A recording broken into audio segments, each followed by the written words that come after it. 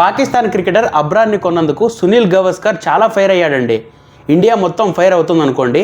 ఇక మన వైభవ్ సూర్యవంశీ విషయానికి వస్తే వెస్టిండీస్ టీంలో ఒక పెద్ద ప్లేయర్ రికార్డుకి ఎసరు పెట్టాడు. అది వింటేనే నాకు గూస్ బంప్స్ వచ్చినాయి. ఇంకా అది జరిగితే ఎలా ఉంటుందో మీ ఊహకే వదిలేస్తున్నాను అనుకోండి. ఇక పాకిస్తాన్ ఆఫ్ఘనిస్తాన్లోనే ఒక హాస్పిటల్ మీద బాంబులు వేసింది. దానికి క్రికెటర్ రషీద్ ఖాన్ ఒక ఆసక్తికర వ్యాఖ్యలు చేశాడు.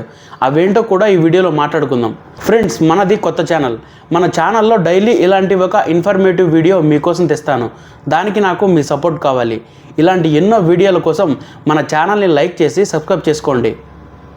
భారత యువ సంచలనం 14 ఏళ్ల వైభవ్ సూర్యవంశీ ఐపీఎల్తో పాటు భారత అండర్-19 జట్టు తరపున ఎన్నో రికార్డులు నెలకొల్పాడండి. 13 ఏళ్ల వయసులో ఐపీఎల్లో అడుగుపెట్టిన వైభవ్ సంచలన ప్రదర్శనతో అందరి దృష్టిని ఆకర్షించాడు. గుజరాత్ టైటాన్స్తో జరిగిన మ్యాచ్లో సెంచరీతో ఒక్కసారిగా ఫేమస్ అయిపోయాడు అనుకోండి. ఆ తర్వాత అండర్-19 భారత జట్టు తరపున అదిరే ప్రదర్శనతో అందరి దృష్టిని ఆకర్షించాడు. ఐపీఎల్ 2026కు సిద్ధమవుతున్న అతడు బీసీసీఐ నమన్ అవార్డు ప్రధానోత్సవంలో మాట్లాడాడు. తన భవిష్యత్ లక్ష్యాలేంటో కూడా చెప్పాడండి. ఐపీఎల్ 2026లో రాజస్థాన్ రాయల్స్కు టైటిల్ అందించడమే తన లక్ష్యమని, అంతేకాకుండా యూనివర్సల్ బాస్ క్రిస్ గేల్ అరుదైన రికార్డును బద్దలు కొట్టడంపై ఫోకస్ పెట్టినట్లు చెప్పాడు.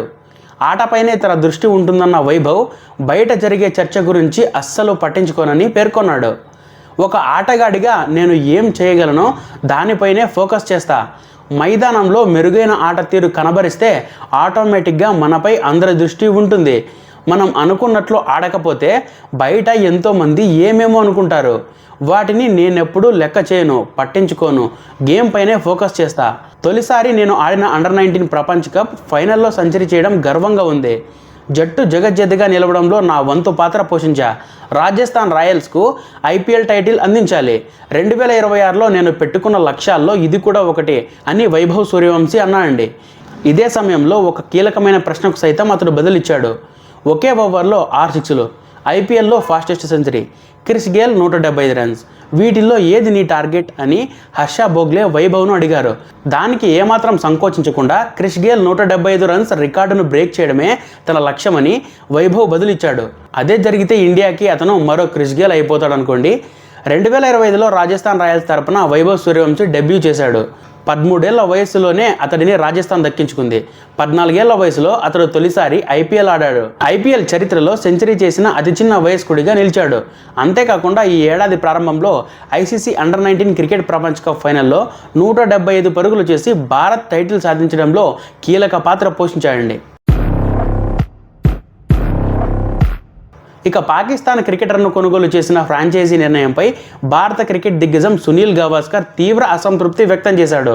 ఇంగ్లాండ్లో జరిగే ది 100 టోర్నమెంట్లో పాల్గొనే సన్ రైజర్స్ లీడ్స్ జట్టు పాకిస్తాన్ స్పిన్నర్ అబ్రార్ అహ్మద్ను కొనుగోలు చేయడాన్ని గవాస్కర్ తీవ్రంగా విమర్శించాయండి.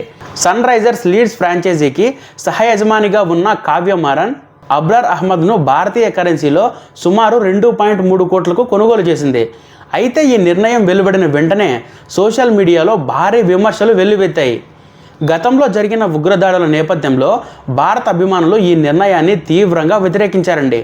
ముఖ్యంగా గత ఏడాది జరిగిన పెహల్గామ్ టెర్రర్ అటాక్ తర్వాత పాకిస్తాన్ ఆటగాడిని తీసుకోవడంపై అనేక మంది ప్రశ్నలు లేవనెత్తారు.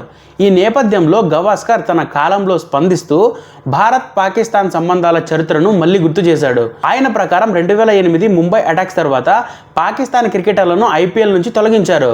అదేవిధంగా 2019 పహల్గామ్ అటాక్ కూడా భారత్ క్రికెట్ సంస్థలు పాకిస్తాన్తో దూరంగా ఉండడానికి మరో ముఖ్య కారణంగా నిలిచిందని ఆయన పేర్కొన్నారు. గవాస్కర్ వ్యాఖ్యల ప్రకారం పాకిస్తాన్ ఆటగాళ్లకు చెల్లించే డబ్బు వారి ప్రభుత్వానికి ఆదాయంగా మారుతుందండి. ఆ డబ్బు ద్వారా ఆయుధాలు కొనుగోలు చేసే అవకాశం ఉందని, అది పరోక్షంగా భారత సైనికుల, పౌరుల ప్రాణ నష్టానికి దారితీస్తుందని ఆయన అభిప్రాయపడ్డాడు. ఒక భారతీయ యజమాని ఉన్న ఫ్రాంచైజీ పాకిస్తాన్ ఆటగాడిని కొనుగోలు చేయడంపై వచ్చిన ఆగ్రహం ఆశ్చర్యం కాదు అని గవాస్కర్ అన్నాడు. అంతేకాకుండా ఇటీవల మరో ఘటన కూడా ఆయన గుర్తు చేశాడు. బీసీసీఐ గతంలో కోల్కతా నైట్ రైడర్స్ జట్టుకు చెందిన బంగ్లాదేశ్ పేసర్ ముస్తాఫిజుర్ రెహమాన్ను విడుదల చేయాలని సూచించిన విషయం కూడా ఆయన ప్రస్తావించారు.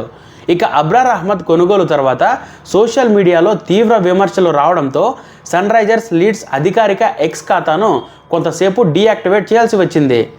విమర్శలు తగ్గిన తర్వాత ఆ ఖాతా మళ్ళీ యాక్టివ్ అయ్యింది. ఇదే సమయంలో జట్టు కోచ్ డానియల్ వెటోరీ మరో పాకిస్తాన్ స్పిన్నర్ ఉస్మాన్ తారిక్ని కూడా జట్టులోకి తీసుకునే ఆలోచనలో ఉన్నట్లు చెప్పడం మరింత వివాదానికి దారితీసిందండి.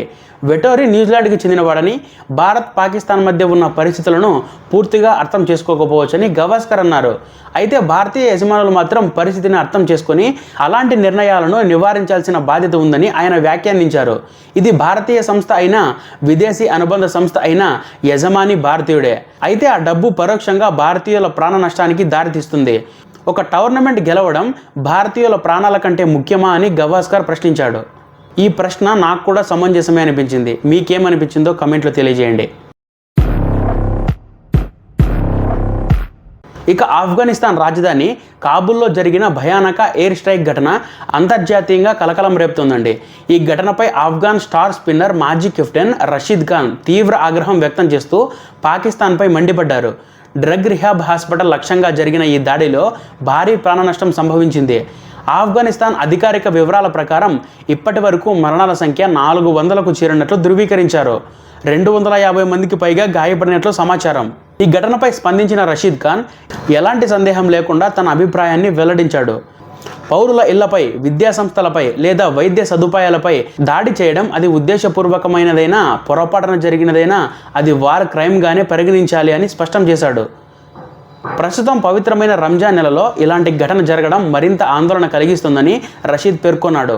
మనుషుల ప్రాణాలపై ఇంత నిర్లక్ష్యం చూపించడం చాలా బాధాకరం, ఆందోళన కలిగించే విషయం అని తన సోషల్ మీడియా వేదికలో పేర్కొన్నాడు. ఈ దాడి సమాజంలో విభేదాలను, ద్వేషాన్ని మరింత పెంచుతుందని రషీద్ ఖాన్ హెచ్చరించాడు. అంతేకాకుండా ఈ ఘటనపై యునైటెడ్ నేషన్స్తో పాటు ఇతర మానవ హక్కుల సంస్థలు తక్షణమే దర్యాప్తు చేపట్టి బాధితులపై చర్యలు తీసుకోవాలని కోరాడు.